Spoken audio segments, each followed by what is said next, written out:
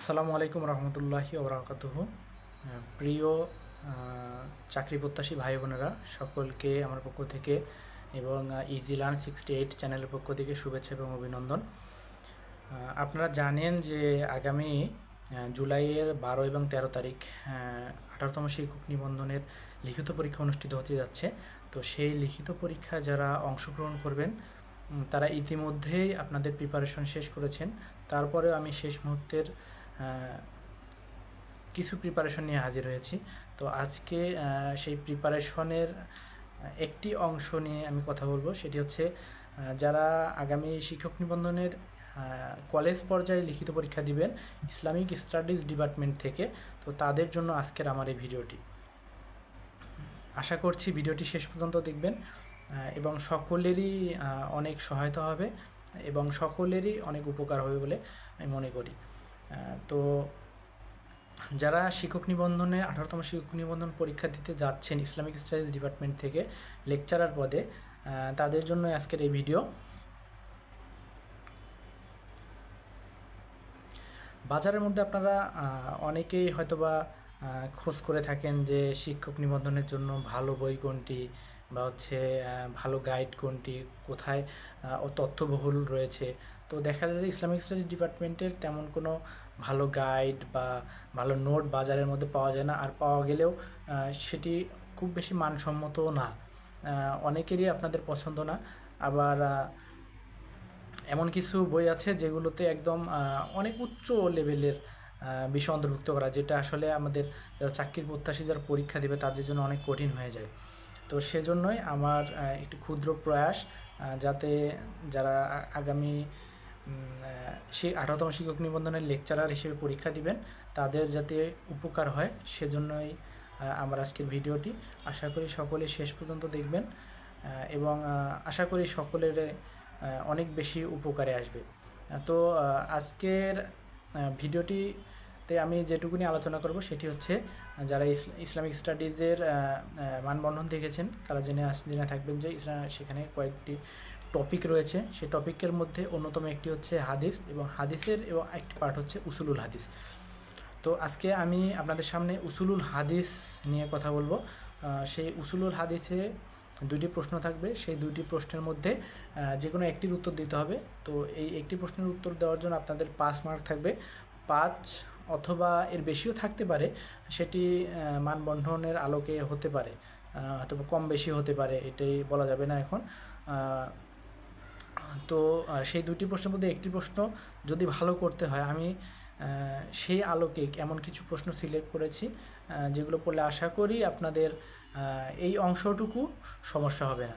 তো চলুন শুরু করা যাক আজকের ভিডিওটি। আমি কিছু ভিডিওর মধ্যে আপনাদের কাছে নোট শেয়ার করব, সেই নোটগুলো আপনারা চাইলে নিজেদের খাতায় নোট করে নিতে পারেন, যাতে পরবর্তীতে আপনাদের পড়তে সুবিধা হয়। অথবা আপনাদের যদি নোট করা থেকে থাকে তাহলে মেইন যে পয়েন্টগুলো অন্তর্ভুক্ত করা দরকার সেগুলো করে নিতে পারেন। তো চলুন শুরু করা যাক।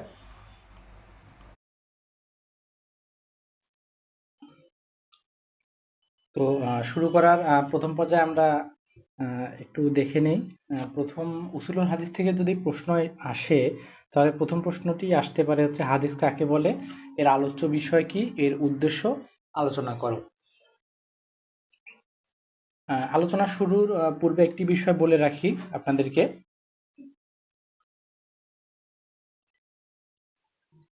আমি প্রশ্নগুলোতে উপস্থাপনা বা হচ্ছে অবতরণিকা বা ভূমিকা এবং উপসংহার এগুলো ব্যবহার করিনি, এগুলো আপনারা নিজেদের মতো করে লিখে নেবেন, যাতে আপনাদের কিছু ক্রিয়েটিভিটি, আপনাদের কিছু বুদ্ধিমত্তার প্রমাণ যাতে এখানে থাকে। তো শুরু করতেছি। প্রথম প্রশ্নটি যেটি ছিল হাদিস কাকে বলে, আলোচ্য বিষয় এবং উদ্দেশ্য। তো হাদিসের পরিচয় দিয়ে আমি শুরু করেছি। হাদিস শব্দটি আসলে এসএম বা বিশেষ্য, যা ফেল এর ওজনে সিফাতের সিগা, এটি এক বচন, এটি হচ্ছে বহু বচনে। হাদিসুন মূল বর্ণ হচ্ছে হা দাল সা, এটা হচ্ছে জিনসের সহি। এর অর্থ দেওয়া আছে কয়লুন, খবরুন উপদেশ, বাণী, বক্তব্য, নিউজ, মেসেজ, কনভারসেশন, এরকম আপনারা আপনাদের নিজেদের মতো করে আরও অর্থ এখানে লিখে দিতে পারেন। এরপর আমি পারিভাষিক সংজ্ঞায় ইবনে হাজার আসকালানী রহমতুল্লাহ আলাইহির একটা মতামত উল্লেখ করছি। আপনারা হয়তো বা অনেকে বলবেন যে আসলে আরবিতে সংজ্ঞা দেওয়ার কি দরকার। আসলে ইসলামিক স্টাডিজ সাবজেক্টের লেকচারার পদে আসন সংখ্যা এত সীমিত যে আপনাকে অনেক বেশি ভালো মার্ক পেতে হবে লিখিত পরীক্ষায়, না হলে কিন্তু আপনি যত ভালোই পরীক্ষা দেন তাহলে কিন্তু আপনার শিক্ষক হওয়ার সম্ভাবনা খুবই কম থেকে যাবে। তো সেজন্য আমি চেষ্টা করেছি অনেক সহজ যে সংজ্ঞাগুলো আছে, যেগুলো পড়তে সহজ এবং আমাদের মনে রাখতে সহজ হবে এবং তথ্যবহুল করতে। তো ইবনে হাজার আসকালানির এই সংজ্ঞাটি আপনারা লিখে নিতে পারেন। এখানে বলা হচ্ছে যে রাসূল সাল্লাল্লাহু আলাইহি ওয়াসাল্লামের কথা, কাজ এবং তার যে মনোসম্মতি, এটাকে হাদিস বলা হয়। এটাকে আরবিতে আমি লিখেছি, আপনারা লিখে নিতে পারেন। এরপর আসুন ২ নম্বর হচ্ছে শায়েখ দেহলভী রহমতুল্লাহ আলাই, তারও একটা সংজ্ঞা আমি এখানে উপস্থাপন করেছি। এরপর ডক্টর মাহমুদ আত-তহানের একটা সংজ্ঞা উপস্থাপন করেছি। এরপর মোট কথা হচ্ছে কি, মোট কথা কি, মহানবী সাল্লাল্লাহু আলাইহি সাল্লামের কথা, কাজ, মনোসম্মতি এবং সাহাবী ও তাবেঈদের কথা এবং কাজকে হাদিস বলা হয়। এখানে একটা বিষয় মনে রাখবেন, মহানবী সাল্লাল্লাহু আলাইহি সাল্লামের যে মৌনসম্মতিকেও হাদিস বলা হয়, সাহাবী এবং তাবেঈদের মনোসম্মতিকে কিন্তু হাদিস বলা যাবে না এবং সংজ্ঞার মধ্যে এটা উল্লেখ করবেন না। এরপর হাদিসের আলোচ্য বিষয়। হাদিসের আলোচ্য বিষয় সম্পর্কেও অনেক মতপার্থক্য রয়েছে। সেই মতপার্থক্যগুলোর মধ্যে একটা হচ্ছে আল্লামা কিরমানী রহমতুল্লাহ আলাইহি বলেছেন যে মাউদুল হাদিস জাতুন নবী সাল্লাল্লাহু আলাইহি ওয়াসাল্লাম মিন হাইসু ইন্নাহু রাসূলুল্লাহ। এটা আপনারা লিখতে পারেন। এরপর একজন মুহাদ্দিস বলেছেন যে হাদিসের মূল আলোচ্য বিষয় হচ্ছে মানুষ অথবা মানব জাতি। আবার কেউ কেউ বলেছেন হাদিসের মূল আলোচ্য বিষয় হচ্ছে মহানবী সাল্লাল্লাহু আলাইহি সাল্লামের কথা। যেমন মাউজুল হাদিস আকুলুন নবী সাল্লাল্লাহু আলাইহি সাল্লাম ও আফআলাহু, মানে মহানবী সাল্লাল্লাহু আলাইহি সাল্লামের কথা এবং কাজটাকেই বলা হচ্ছে হাদিসের আলোচ্য বিষয়। তো এই প্রশ্নে আরেকটি অংশ আছে, সেটি হচ্ছে হাদিসের উদ্দেশ্য কি।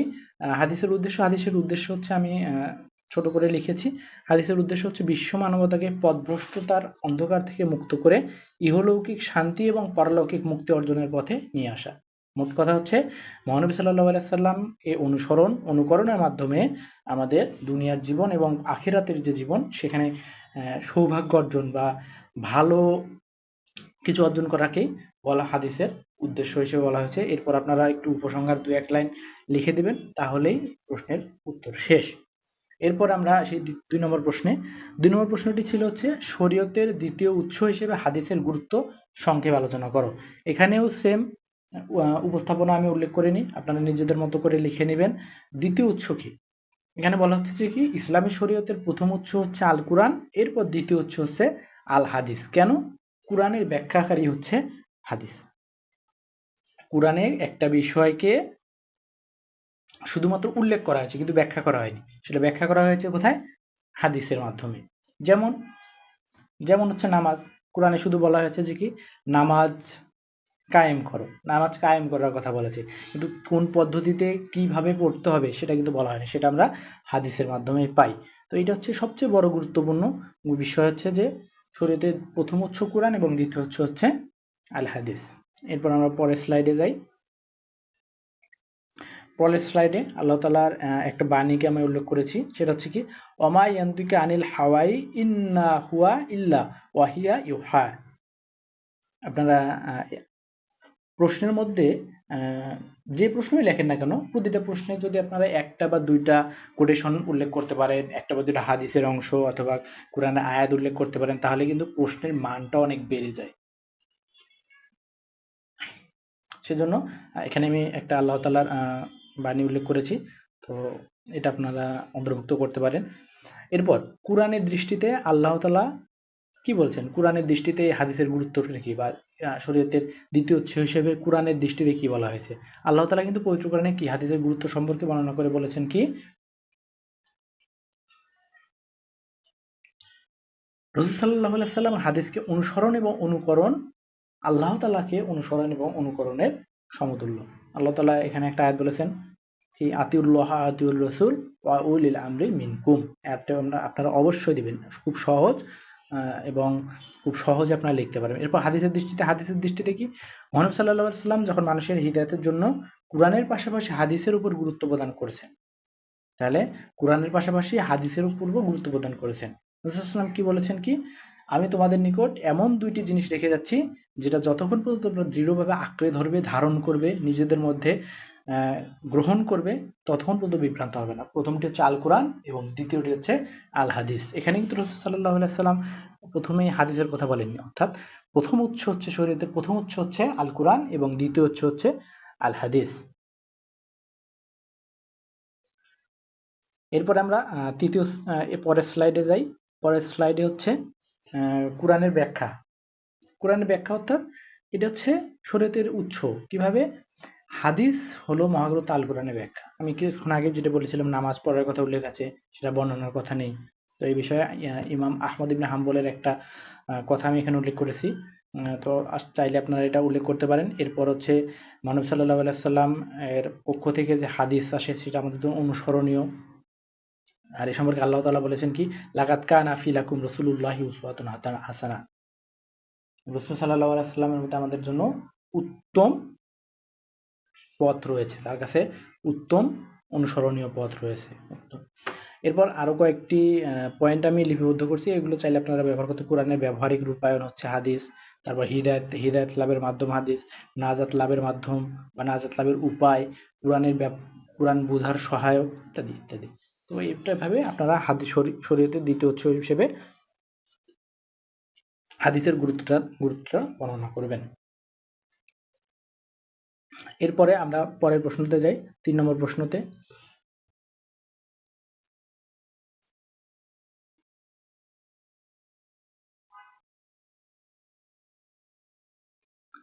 3 নম্বর প্রশ্ন হচ্ছে কি প্রশ্নটি হচ্ছে ওহী সংজ্ঞা দাও, এটি কত প্রকার, কি কি, এবং হাদিস কোন প্রকারের ওহী। এখানেও আপনারা ওহীর পরিচয় দিয়ে শুরু করবেন। ভূমিকা বা হচ্ছে সূচনা এটা আপনারা নিজেদের মতো করে লিখবেন। ওহীর পরিচয় আমি লিখেছি কি ওহী শব্দটি কোরআনের একটি পরিভাষা।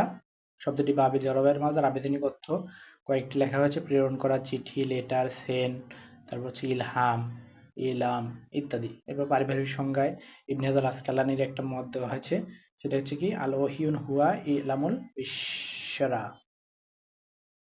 এরপর আল্লামা বদরুদ্দিন আইনি রহমতুল্লাহ আলাইহির একটা মত উল্লেখ করা হয়েছে। এরপর মুজামুল ওয়াসিদ প্রণেতা আল্লাহর কালাম তার নবীদের প্রতি অবতরণ করাকে ওহী বলা হয়।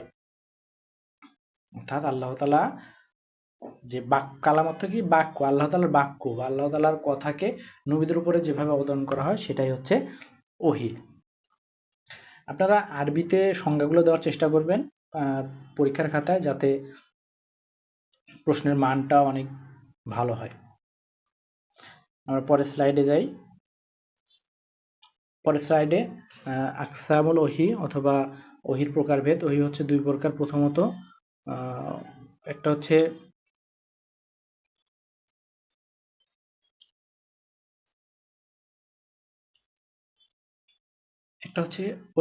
ওহী, একটা হচ্ছে প্রাকৃতিক সাধারণ বিষয় সম্পর্কিত যেটা ওহী, সেটাকে বলা হয় ওহী তাকাওয়ানি, আর একটা হচ্ছে তাশাউরি।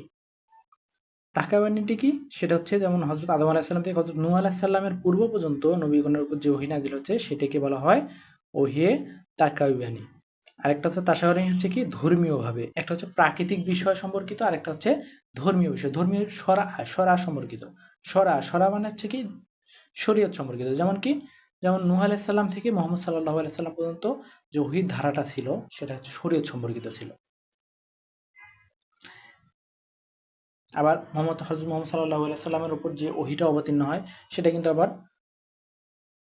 ওহী তাশরী। তো ওহী তাশরীটা আবার হচ্ছে 2 প্রকার, একটা হচ্ছে ওহী মাতলু এবং ওহী গায়রে মাতলু।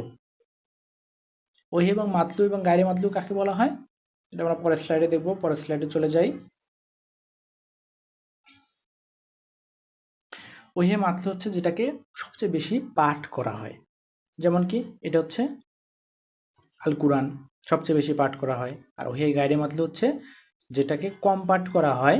কিন্তু আরেকটা ছোট্ট পার্থক্য আছে, হচ্ছে ওহি মাতলু হচ্ছে যার যে ওহিটা ভাব, শব্দ, ভাষা, অর্থ, বিন্যাস যা কিছু আছে সব কিছুই আল্লাহ তাআলার পক্ষ থেকে। কিন্তু গায়রে মাতলু ওহি হচ্ছে আল্লাহর পক্ষ থেকে ভাব, শুধুমাত্র ভাবটুকু আসে রাসূল সাল্লাল্লাহু আলাইহি সাল্লামের কাছে, এবং পরবর্তীতে ভাষা, শব্দ, বর্ণনা, ধরন সবকিছু ঠিক করেন হচ্ছে মহানবী হযরত মুহাম্মদ সাল্লাল্লাহু আলাইহি সাল্লাম। এটাই হচ্ছে দুইটা পার্থক্য ওহি মাতলু এবং গায়রে মাতলুর মধ্যে।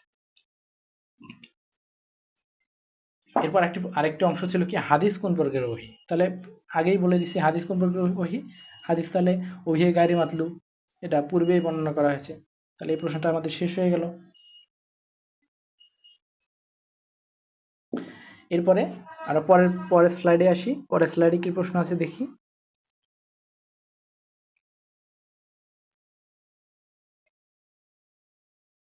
পরের স্লাইডে 4 নম্বর প্রশ্ন কি, কুরআন এবং হাদিসে কুদসির মধ্যে পার্থক্য আলোচনা করো। এখানে দুইটি বিষয়, একটা হচ্ছে কুরআন আর একটা হচ্ছে হাদিসে কুদসি। আমরা জানি কি হাদিসে কুদসি কি, হাদিসে কুদসি হচ্ছে মহানবী সাল্লাল্লাহু আলাইহি সাল্লামের যেসব বাণী, ভাব, অর্থ, ভাষা আল্লাহর পক্ষ থেকে অবতীর্ণ, কিন্তু হাদিসের শব্দ রাসূল সাল্লাল্লাহু আলাইহি সাল্লামের। সবকিছুই আল্লাহ তাআলার পক্ষ থেকে, কিন্তু শুধুমাত্র শব্দগুলো রাসূল সাল্লাল্লাহু আলাইহি সাল্লামের পক্ষ থেকে, সেটা হচ্ছে হাদিসে কুদসি। আর কুরআন কি, কুরআন হচ্ছে সবকিছুই আল্লাহ তাআলার পক্ষ থেকে। এটা একটা কিছু পার্থক্য এখানে উল্লেখ করেছি। প্রথম পার্থক্য কি, কুরআন হলো আল্লাহ তাআলার পক্ষ থেকে হযরত জিবরাইল আলাইহিস সালামের মাধ্যমে মহানবী সাল্লাল্লাহু আলাইহি সাল্লামের উপর অবতীর্ণ ওহী বা প্রত্যাদেশ। এবং হাদিসে কুদসি কি, আগেই বললাম আমি যেটা। এরপর কুরআন শব্দের অর্থ হচ্ছে অধিক পঠিত, আর হাদিসে কুদসি অর্থ হচ্ছে পূত পবিত্র সত্তার সাথে সম্পর্কযুক্ত বাণী। পূত পবিত্র সত্তা হচ্ছে মহান আল্লাহ তাআলা, এবং আল্লাহ তাআলার সাথে সম্পর্কযুক্ত যে বাণী সেটাকে বলা হাদিসে কুদসি। আবার অন্যভাবে কোথাও কোথাও লেখা হয় যে হাদিসের মধ্যে আল্লাহ বলেছেন কথাটি উল্লেখ থাকে, সেটাকে হাদিসে কুদসি বলা হয়। এরপর আমরা পরের স্লাইডে চলে যাই।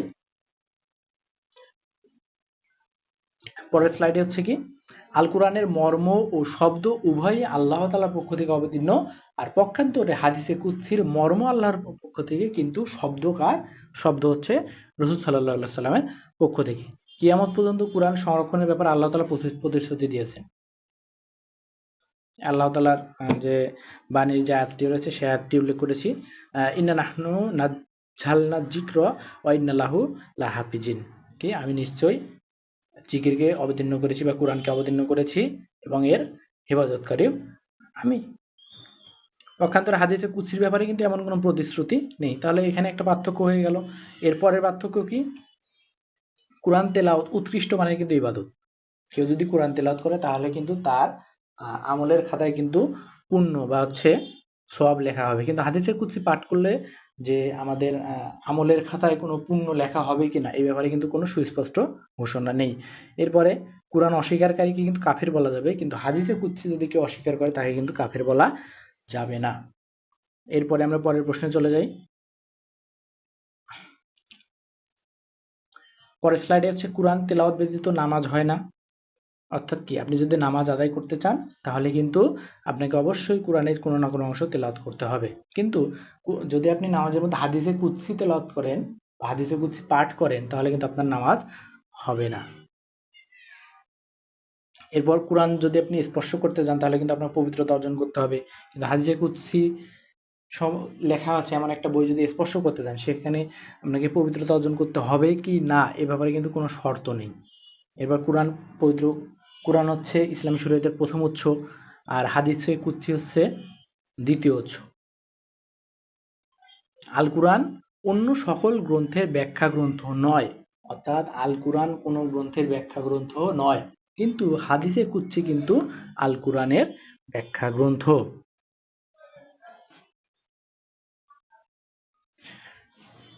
আরেকটি বিষয়, সবচেয়ে অনেক গুরুত্বপূর্ণ একটা পার্থক্য হচ্ছে কোরআনের ক্ষেত্রে আপনি কিন্তু শব্দের অর্থগত কিন্তু অর্থ করতে পারবেন না।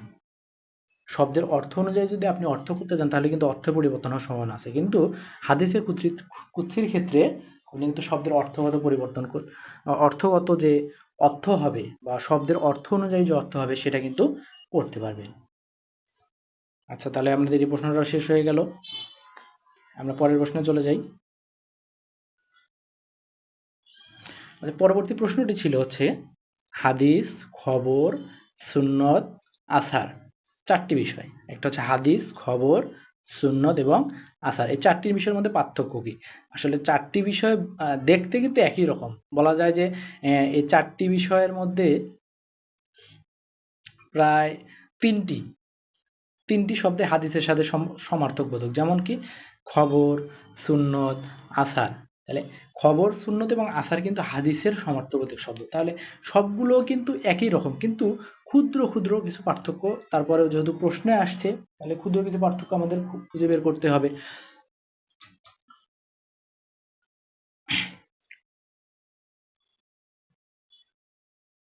যেমন হাদিস শব্দটি এসএম বা বিশেষ্য। এই শব্দটি বহুবচন, এক বচন। বহুবচন হাদিসুন, মূল বর্ণ হচ্ছে হা, দাল, সা, যেটা আমরা হাদিসের সংজ্ঞায় প্রথমেই পড়েছি। তারপর হচ্ছে হাদিসের যে অর্থগত বিষয়টা, অর্থ।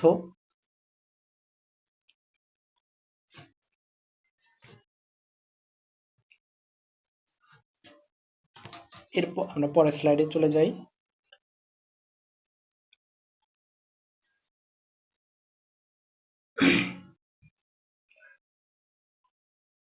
পরের স্লাইডে আসুন। খবর শব্দটি কি? খবর শব্দটি পাবে নাসারায়ের মাজদার। শব্দটি একবচন, বহুবচনে আখবারুন। আবেদনিক অর্থ হচ্ছে সংবাদ, আলামত, বর্ণনা করা, রিপোর্ট, ইনফরমেশন, বিভিন্ন অর্থ দেওয়া হয়েছে। তারপর সুন্নত শব্দটি একবচন, বহুবচনে সুনানুন, অর্থ হচ্ছে কি পথ, পদ্ধতি, তরিকা, ওয়ে ইত্যাদি। তারপর আসার। আসার শব্দটি এসএম বা বিশেষ্য। এটি একবচন, বহুবচন আসারুন, অর্থ হচ্ছে কি চিহ্ন, নিদর্শন, সাইম্বল, এভিডেন্স, ইন্ডিকেশন ইত্যাদি। এরপরে নাজিহাতুন নুজুর প্রণেতার একটা ভাষ্যমতে এই পারিভাষিক পার্থক্যটা এমনি উল্লেখ করেছি। আপনারা চাইলে এটি প্রশ্নের মধ্যে সংযুক্ত করতে পারেন। আমরা পরের স্লাইডে যাই। পরের স্লাইডে পরের প্রথমে যে পূর্বের স্লাইডে আপনারা দেখেন যে নাজহাতুন নজর প্রণেতার ভাষ্যমতে আরবিটুকু আপনারা দিলে দিতেও পারেন, অথবা এর পরিবর্তে এর অর্থটাও দিতে পারেন। অর্থটা কি? নবী করিম সাল্লাল্লাহু আলাইহি সাল্লাম থেকে যা এসেছে তাই হাদিস, সাহাবীদের থেকে যা এসেছে তা আসার, এবং রসুল এবং সাহাবী ব্যতীত অন্যদের থেকে যা এসেছে তা হচ্ছে খবর। আপনারা একটা সংজ্ঞা দিয়ে কিন্তু পার্থক্যটা এখানে উল্লেখ করে দিতে পারেন। সেটা কি? হাদিসটা কি? যা মহানবী সাল্লাল্লাহু আলাইহি সাল্লামের পক্ষ থেকে এসেছে তাকে বলা হয় হাদিস। এরপর সাহাবীদের পক্ষ থেকে যা এসেছে তাকে বলা হয় আসার, এবং রসুল সাল্লাল্লাহু আলাইহি সাল্লাম এবং সাহাবী ব্যতীত অন্যান্য ব্যক্তিদের থেকে যা এসেছে তাকে বলা হয় খবর।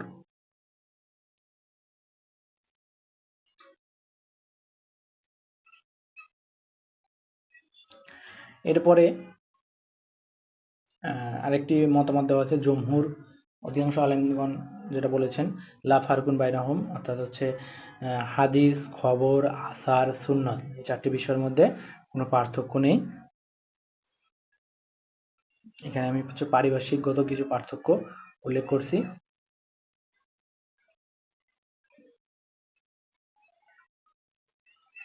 এগুলো আপনারা উল্লেখ করতে পারবেন। আমি আগে বলছি যে এই চারটি বিষয়ের মধ্যে খুব বেশি পার্থক্য নেই। আপনারা শুধু আবিধানিক এবং পারিভাষিক পার্থক্য দিবেন, এবং আবিধানিক এবং পারিভাষিক পার্থক্য দেওয়ার ক্ষেত্রে শুধুমাত্র যদি আপনারা একটি একটি করে উল্লেখ করেন আবিধানিক অর্থ, পারিভাষিক অর্থ, তাহলে কিন্তু প্রশ্নের উত্তরটা অনেক বেশি ছোট হয়ে যাবে। তো সেজন্যই পারিভাষিক অর্থটা আমি কয়েকজনের মতামত উল্লেখ করেছি, যেমন ইবনে হাজার আসকালানি, তারপর হচ্ছে জমহুর মুহাদ্দিসগণ, এরপর হচ্ছে পূর্বের স্লাইডে দেখেন নুজহাতুন নাজির। তো এদের ভাষ্যমতে যখনই আপনারা উল্লেখ করবেন তখনই কিন্তু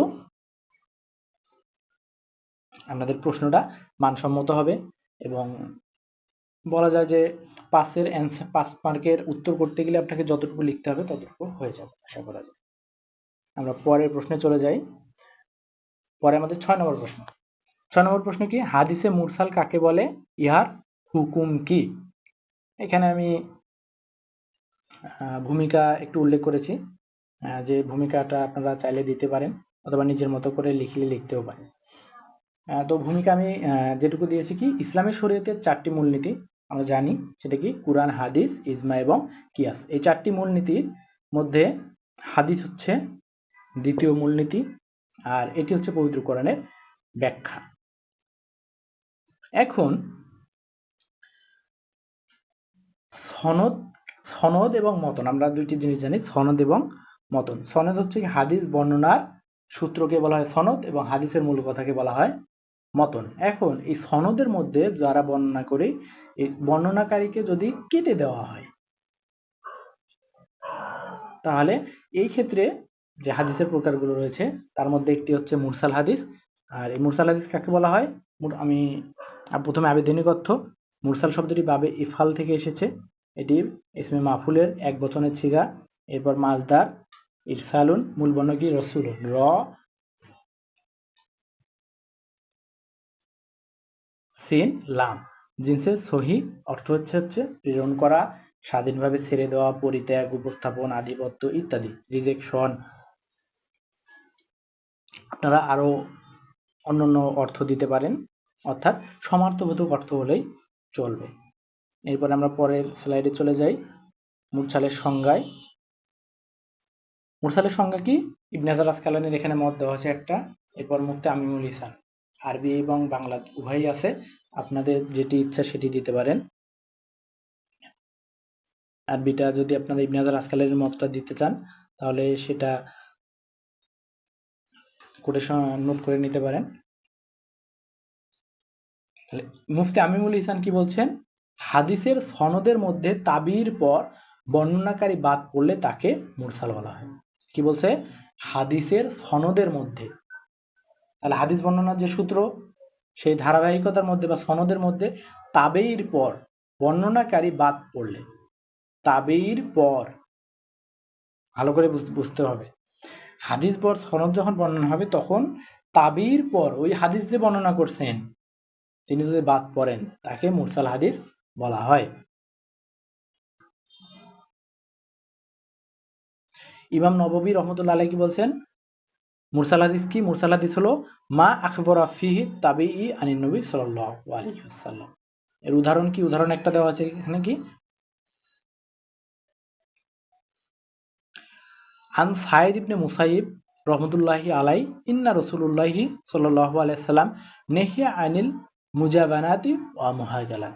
এই হাদিসে সাইদ ইবনে মুসাইব হলেন একজন তাবি, তিনি তার উপরস্থ সাহাবীর নাম বাদ দিয়ে সরাসরি রাসূল সাল্লাল্লাহু আলাইহি সাল্লাম থেকে হাদিসটা বর্ণনা করেছেন। অর্থাৎ সাইদ ইবনে মুসাইব হচ্ছেন একজন তাবি, তিনি তার উপরে যিনি হাদিস বর্ণনা করেছিলেন বা সনদে যার নাম ছিল তার নামটি বাদ দিয়ে তিনি সরাসরি রাসূল সাল্লাল্লাহু আলাইহি সাল্লাম থেকে হাদিসটি বর্ণনা করেছে, সে কারণে এই হাদিসটি হচ্ছে হাদিসে মুরসাল। আর পরের স্লাইডে চলে যাই। পরের স্লাইড হচ্ছে এর হুকুম সম্পর্কে। হুকুম নিয়ে কিছুটা মতভেদ রয়েছে। মতভেদের মধ্যে প্রথম মতভেদ হচ্ছে ইমাম আবু হানিফা এবং মালিক রহমতুল্লাহ আলাইহির মতে মুরসাল হাদিস হচ্ছে গ্রহণযোগ্য, কারণ হচ্ছে বর্ণনাকারীর দৃঢ়তা এবং আস্থা বিশ্বাসের কারণেই তিনি কিন্তু ব্যক্তির নাম বা তার উপরস্থ যিনি বর্ণনাকারী ছিলেন তার নাম বাদ দিয়েছেন। তবে যে মুরসাল যে হাদিসের বর্ণনাকারী তিনি যদি বিশ্বস্ত না হন তাহলে কিন্তু গ্রহণযোগ্য হবে না। এরপর ইমাম শাফি রহমতুল্লাহ আলাইহি, শাফি রহমতুল্লাহ আলাইহির মতে হচ্ছে মুরসাল হাদিস যদি অন্য কোনো দলিল দ্বারা সমর্থিত হয়, অর্থাৎ মুরসাল হাদিস বা হাদিসে যা বলা হয়েছে সেই হাদিসটা অন্য কোনো হাদিস দ্বারা যদি সমর্থন করা হয় তাহলে সেই হাদিসটা গ্রহণযোগ্য হবে। আর যে সেই অন্য কোনো হাদিসটা যদি দয়ীফ হাদিসও হয় তাহলে কোনো অসুবিধা নেই। এটা হচ্ছে ইমাম শাফি রহমতুল্লাহ আলাইহির মত। এর পরবর্তী মত কি? এর পরবর্তী হচ্ছে ইমাম আহমদ ইবনে হাম্বল রহমতুল্লাহ আলাইহির মত। আহমদ ইবনে হাম্বল রহমতুল্লাহ আলাইহির মত হচ্ছে কি দুইটি, গ্রহণযোগ্য হবে আবার গ্রহণযোগ্য হবে না। এরপর হচ্ছে জমহুর মুহাদ্দিসদের মত। জমহুর মুহাদ্দিসদের কি বলছেন? মুরসাল হাদিসের ক্ষেত্রে তাওয়াক্কাফের হুকুম দেওয়া হবে। সেটা কি? কোনো রাবীর নাম বাদ পড়ায় হাদিসের নির্ভরযোগ্যতা কমে গেছে। অর্থাৎ জমহুর মুহাদ্দিসদের বলেছেন যে কি মুরসাল হাদিসের ক্ষেত্রে এর নির্ভরযোগ্যতা অনেকাংশে কমে গেছে, কেননা একজন রাবীর নাম বাদ পড়ে গেছে। এখন একটা ঘরের মধ্যে যদি 10টা খুঁটি থাকে, তার মধ্যে যদি 2টা খুঁটিকে আমরা বাদ দিয়ে দিই, তাহলে কিন্তু সেই ঘরটা কি অনেক নড়বড়ে হয়ে যায়। তো সেরকম এখানে মুরসাল হাদিসটিও গ্রহণযোগ্যতার দিক থেকে কিছুটা নির্ভরযোগ্যতা হারিয়ে ফেলবে। এরপরে আমরা আসি পরের স্লাইডে। আবু বকর রাজি রহমতুল্লাহ আলাইহি বলেছেন কি, মুরসালকারীর অভ্যাস যদি এমন হয় যে তিনি শুধু নির্ভরযোগ্য ব্যক্তি হতে ইরসাল করেন, তবে তা গ্রহণযোগ্য, অন্যথায় তা প্রত্যাখ্যাত হবে। অর্থাৎ কথা হচ্ছে যে যিনি মুরসালকারী হাদিস, তিনি যদি এমন ব্যক্তি হন যে তিনি শুধু নির্ভরযোগ্য ব্যক্তির কাছ থেকেই হাদিস বর্ণনা করেন এবং তারপর তার নামটি বাদ দেন, তাহলে সেই হাদিসটা গ্রহণযোগ্য হবে। আর যদি এমন হয় যে তিনি নির্ভরযোগ্য অনির্ভরযোগ্য সকলের কাছ থেকে হাদিস বর্ণনা করেন এবং এভাবে তিনি ইরসাল করেন, তাহলে কিন্তু তার হাদিসটি প্রত্যাখ্যাত হবে। তো আমাদের 6টি প্রশ্ন হয়ে গেল। এখানে আমি আজকে 10টি অথবা 11টি প্রশ্ন নিয়ে আলোচনা করব। তো এখন আপাতত যতটুকু না করলে নয় সবটুকুই আলোচনা করতেছি আমি আজকে। নেক্সট সময়ে আরো শর্ট করে আরো প্রশ্ন কমিয়ে কিভাবে ছোট করা যায়, সহজ করা যায়, সেটা নিয়ে আমরা কাজ করব। কাজ করার পর অবশ্যই আমরা আপনাদের জানিয়ে দেব। এরপরে 7 নম্বর প্রশ্ন কি? 7 নম্বর প্রশ্ন হচ্ছে হাদিস কাকে বলে? সনদের দিক থেকে হাদিসের প্রকারভেদ। হাদিসের পরিচয় এখানে দেখেন আমি লিখে দিয়েছি। হাদিসের পরিচয় 1 নম্বর প্রশ্ন। প্রশ্ন নম্বর 1 আমরা কিন্তু যখন আলোচনা শুরু করেছি 1 নম্বর প্রশ্নে, তখন কিন্তু হাদিসের সংজ্ঞা দিয়ে আলোচনা শুরু করেছি, সেখান থেকে দেখে নেবেন আপনারা। এরপর হচ্ছে সনদের পরিচয়। তাহলে সনদের দিক থেকে হাদিস কত প্রকার? তাহলে আমরা সনদটা কি? হাদিস বর্ণনার সূত্র। সনদের আবিধানিক অর্থটা এখানে দেওয়া আছে, সেটা কি? সনদ শব্দটি ইসমে মাজদার, এটি এক বচন বহু বচনে ইসনাদ। অর্থ কি? নির্ভর করা, ভরসা করা, বিশ্বাস করা, সম্পৃক্ত করা, ক্রেডিট, ট্রাস্ট ইত্যাদি ইত্যাদি। এরপর পারিভাষিক অর্থে আসি আমরা। পারিভাষিক অর্থে আমি এখানে 3টি বিষয় উল্লেখ করেছি। প্রথমত উসুল ও হাদিসের পরিভাষায় কি? হাদিস বর্ণনাকারীদের নামের পারস্পরিক ক্রমধারাকে সনদ বলা হয়।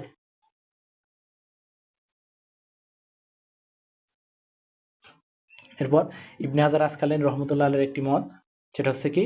সনদ কি? সনদ হচ্ছে হাকায়াতুত তরিকুল মতন। মুফতি আমিমুল ইহসানের একটি মত আছে, আর সনদু হুয়া তরিকুল মাউসুলাতু ইলাল তল।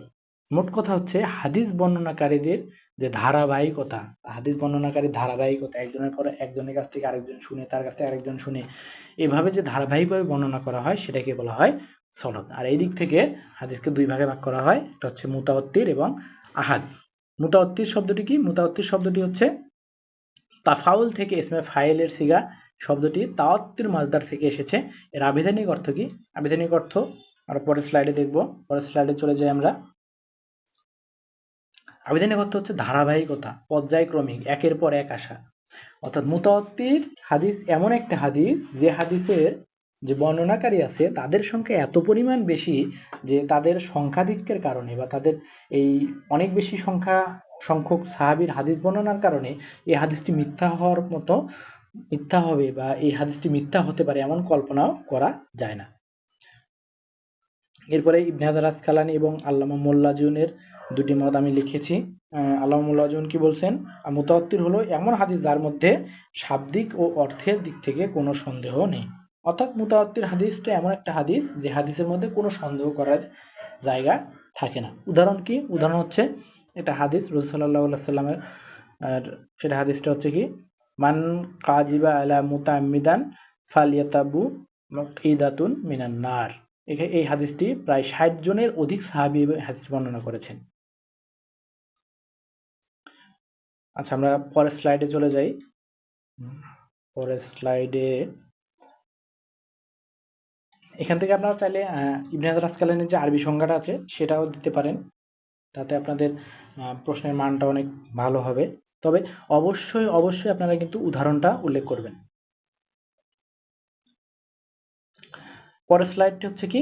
আহাদের পরিচয়। আমরা প্রথম স্লাইডে কি দেখলাম? প্রথম স্লাইডে দেখলাম হচ্ছে কি মুতাওয়াত্তিরের পরিচয়, এরপর হচ্ছে আহাদ। অর্থাৎ সনদের দিক থেকে যে 2 প্রকার মুতাওয়াত্তির এবং আহাদ, সেই আহাদের পরিচয় কি? আহাদ হচ্ছে কি এক আমরা জানি কি ওয়াহিদ মানে এক, এক অদ্বিতীয়, অভিন্ন, নিরবচ্ছিন্ন, একমাত্র। এর সংজ্ঞা হচ্ছে কি, আহাদ এমন একটা হাদিস যে হাদিসের বর্ণনাকারীর সংখ্যা মুতাওয়াত্তিরের চেয়ে কম। অনেক সহজ কথা। সহজ কথা কি, মুতাওয়াত্তিরের হাদিসের যে বর্ণনাকারী, সেই বর্ণনাকারীর চেয়ে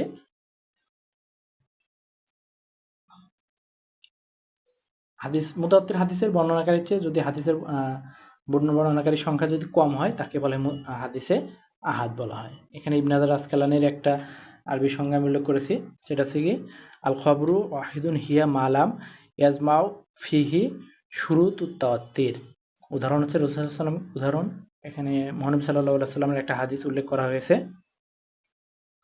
আপনারা চাইলে এই উদাহরণটা দিতে পারেন, তবে উদাহরণটা দিলে হবে কি, উদাহরণটা দিলে প্রশ্নের মানটা অনেক বেশি ভালো হবে। এরপর আহাদ হাদিস আবার তিন প্রকার, মাশহুর, আজিজ এবং গরিব। যদি এই প্রশ্নটি আসে, সেম প্রশ্নটি আসে, প্রশ্নটি কি ছিল, আমরা একটু পূর্বে আসি স্লাইডে।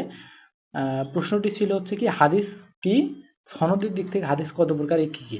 তো আপনারা যদি সবগুলো বিস্তারিত বর্ণনা করতে চান, তাহলে কিন্তু 4 পেজ 5 পেজ হয়ে যাবে।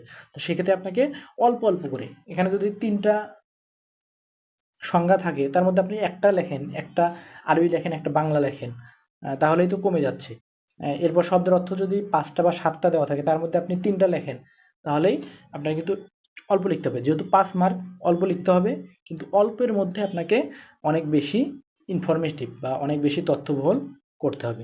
তাহলে সনদের দিক থেকে এখানে আপনি আহাদের যদি আবার সংজ্ঞাগুলো দিতে চান, বা আহাদ হাদিসের যে 3 প্রকার তার সংজ্ঞা দিতে চান, তাহলে কিন্তু 20 মার্কের অ্যান্সার হয়ে যাবে। শুধুমাত্র আহাদ হাদিসের যে 3 প্রকার সেটা আপনারা উল্লেখ করে দিবেন। তবে আহাদ এবং মুতাওয়াতির হাদিসের উদাহরণ যে 2টি দেওয়া আছে, এই 2টি উদাহরণ অবশ্যই প্রশ্নের মধ্যে অন্তর্ভুক্ত করার চেষ্টা করুন। পরের প্রশ্নে চলে যাই। পরের প্রশ্ন 8 নম্বর প্রশ্ন, এটা হচ্ছে মুতাওয়াত্তির। আমরা কি জানলাম, মুতাওয়াত্তির কি, আহাদ হাদিসের একটা প্রকার, তাই না? মুতাওয়াত্তির হাদিসের সংজ্ঞা দাও।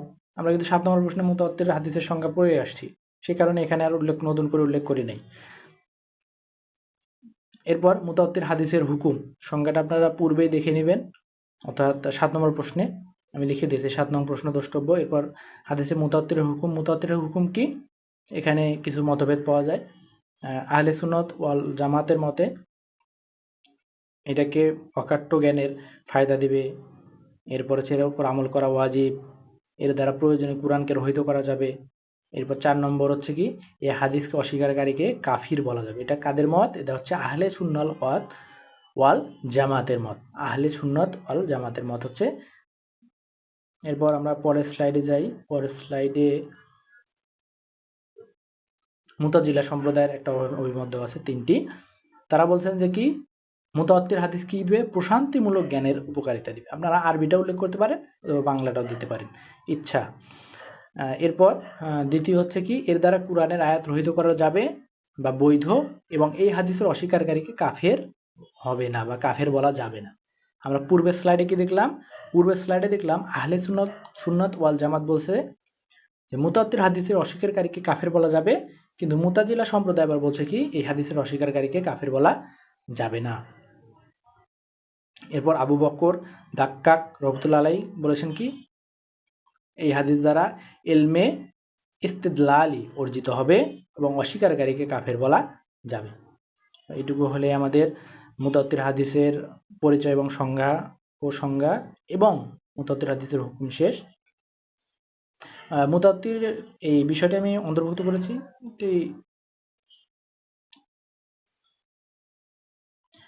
আমরা হচ্ছে পরের স্লাইডে চলে যাই। আমরা হচ্ছে 9 নম্বর প্রশ্ন। 9 নম্বর প্রশ্ন কি, হাদিসে মুআল্লাক কাকে বলা হয়, উহার হুকুম আলোচনা করো। এই প্রশ্নটি অনেক বেশি ইম্পর্টেন্ট। হাদিসে মুআল্লাক কাকে বলে এবং এর হুকুম আলোচনা করো। হাদিসে মুআল্লাক কি, এখানে আমি ভূমিকা লিখেছি, আপনারা চাইলে ভূমিকাটা অন্তর্ভুক্ত করতে পারেন। যেমন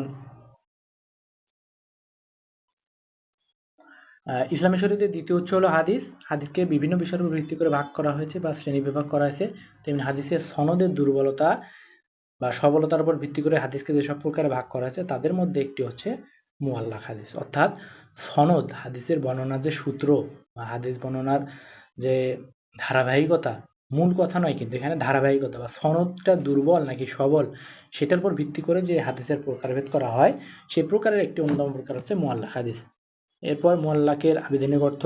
মুআল্লাক শব্দটি তাআল্লিকুন মাজদার হতে ইসমে মাফুলের ওয়াহিদ মুজাক্কারের সিগা, শব্দটি বাবে তাফিলের মাজদার, মূল বর্ণ হচ্ছে কি আইন লাম কা, জিনসে সহি, অর্থ কি সম্পর্কযুক্ত, ঝুলন্ত, টানানো, রিলেশনশিপ, হ্যাং ইত্যাদি। এটা হচ্ছে মুআল্লাক।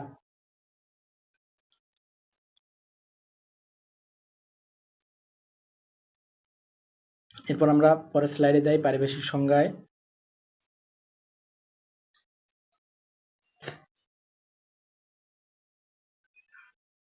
পরের স্লাইডে ইবনে হাজার আসকালানী রহমতুল্লাহ বলেছেন, কি বলেছেন, হাদিসের সনদের প্রথমাংশ হতে গ্রন্থাকারের তাসাররুফের কারণে যদি রাবি বাদ পড়ে যায় তবে তাকে হাদিসে মুআল্লাক বলা হয়। তাহলে হাদিসের কোন অংশ থেকে, প্রথম অংশ থেকে যদি রাবির নাম বাদ পড়ে সেটাকে বলা হয় মুআল্লাক। আবার ডক্টর মাহমুদ তহানি বলেছেন কি, যে হাদিসের সনদের প্রথম দিক হতে এক বা একাধিক রাবিকে পরপর বাদ দেওয়া হয়েছে, অর্থাৎ যে হাদিসের সনদের প্রথম দিক হতে এক বা একাধিক রাবিকে বাদ দেওয়া হয়েছে তাকে বলা হয় মুআল্লাক হাদিস। আরেকটি হচ্ছে মুফতি আমিমুল ইহসানের মত উল্লেখ করেছি। আপনারা তিনটার মধ্যে যে কোনো দুইটা দিলেই আমি মনে করি এনাফ, পর্যাপ্ত হয়ে যাবে।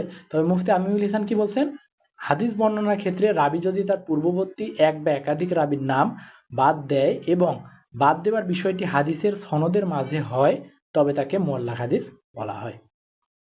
উদাহরণ কি, উদাহরণ হচ্ছে একটা হাদিসের উদাহরণ হচ্ছে যেটা হচ্ছে মুআল্লাক হাদিস, ক্বালা আবু মুসা, আবু মুসা কি বলছেন, গাতিন নবী সাল্লাল্লাহু আলাইহি ওয়াসাল্লাম রাগবি তাইহি হিনা দাখালাল উসমান। হাদিসের সনদে সাহাবী আবু মুসা সারা সকল রাবিকে বাদ দেওয়া হয়েছে, তাই এটি হচ্ছে মুআল্লাক হাদিস। এরপর আমরা মুআল্লাক হাদিসের হুকুম সম্পর্কে আসি। মুআল্লাক হাদিসের হুকুম কি, এই মুআল্লাক হাদিস হচ্ছে হাদিস গ্রহণযোগ্য হয় না, সাধারণভাবে এই হাদিস গ্রহণযোগ্য হয় না, কেননা এখানে তাবির স্তরের নামের পরে নামের বাদ পড়ার কারণে হাদিসের উৎস এবং বর্ণনাকারী সম্পর্কে সন্দেহ তৈরি হয়। অর্থাৎ একজনের নাম যদি আমি বাদ দিয়ে দিই যার কাছ থেকে শুনেছি, তাহলে কি সেটি আমি ভালোভাবে শুনেছি, সেটি উৎস সঠিক কিনা বা এর সনদটি সবল বা দুর্বল কিনা এটি কিন্তু সন্দেহ থেকে যায়। এই কারণে শরীয়তের কোনো বিধান সাব্যস্ত হওয়ার ক্ষেত্রে এই হাদিসটি কিন্তু গ্রহণযোগ্য তেমন পায় না, তবে শর্ত সাপেক্ষে কিন্তু গ্রহণযোগ্য হতে পারে। এরপর আপনি সমাপনী অংশটুকু দেখেন। সমাপনী কি, যেহেতু এটি একটু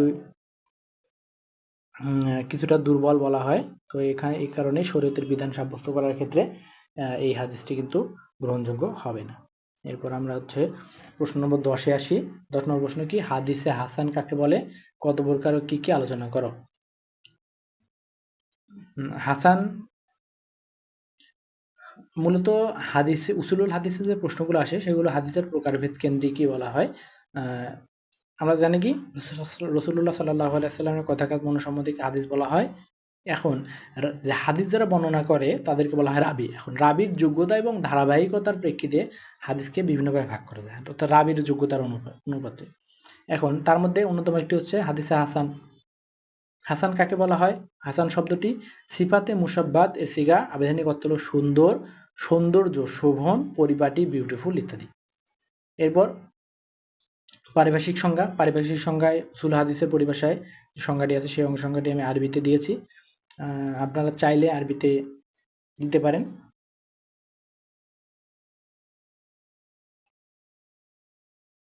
উসুল হাদিসের পরিভাষায় কি বলা হয়েছে, আল হাদিসুল হাসান হুয়া হাদিস, হাদিস হাসান এমন হাদিস আল্লাজি লা ইয়াউজিদু ফিহি কুল্লি শরাইতুল লিল হাদিসিস সহিহ,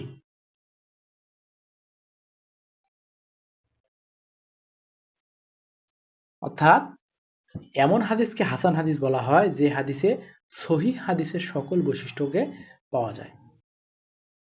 এখন প্রশ্ন আসতে পারে সহিহ হাদিসের বৈশিষ্ট্য কি, এই প্রশ্নটি আমি সর্বশেষে অন্তর্ভুক্ত করেছি, শেষে আমরা সহিহ হাদিসের বৈশিষ্ট্যগুলো পড়ব।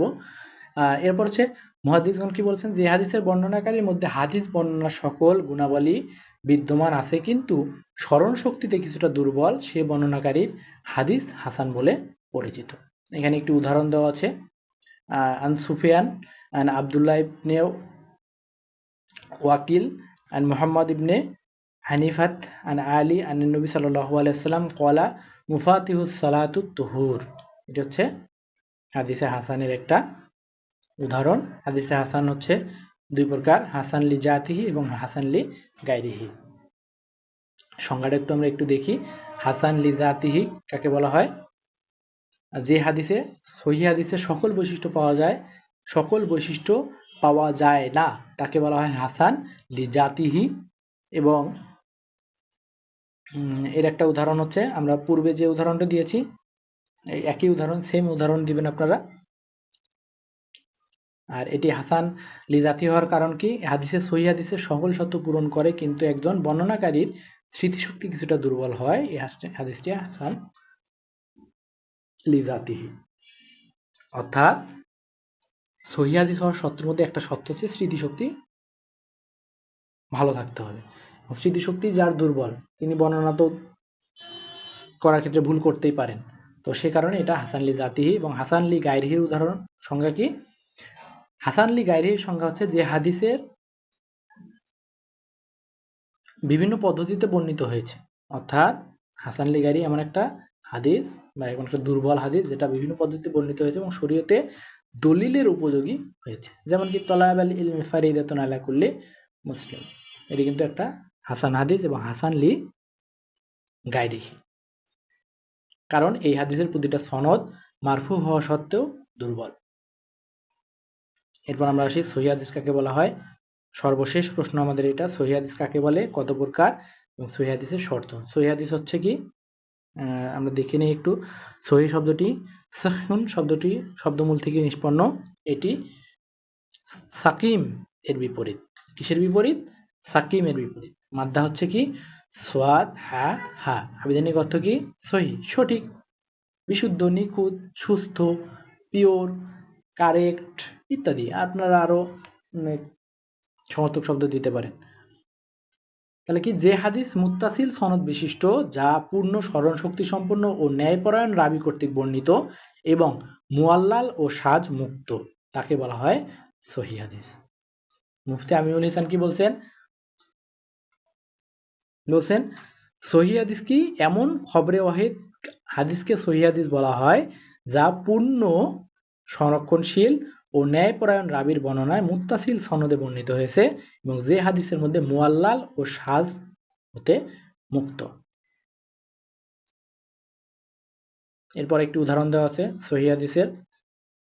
আন জুবাইর ইবনে মুতিম আন আবিহি ক্বালা সামি'তু রাসূলুল্লাহ সাল্লাল্লাহু আলাইহি ওয়াসাল্লাম ক্বালা ফিল মাগরিবি বিত্তুর।